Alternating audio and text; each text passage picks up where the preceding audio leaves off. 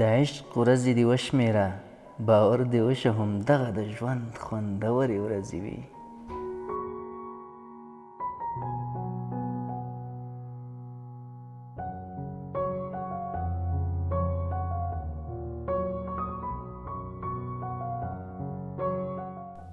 او زه نه پوهېږم هغه چې ټول ورپسې مړه دي دا به په چا پسې مړه وي.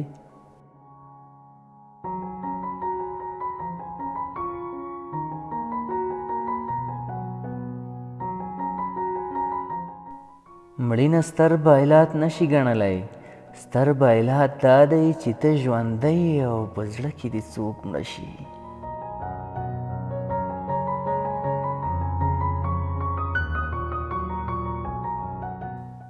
او که اړ یې په هغه ځای کې چې همدا اوس یې پاتې شي کتاب ولوله.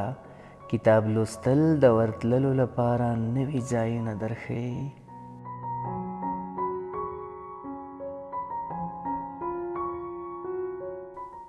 که په خپله خوښه دې هغه کارونه وکړل چې تا خوشحالوي او نورو ته هیڅ ډول زیان نه رسوي، تر ټولو اسانه او خوندور ژوند به دې کړی وي.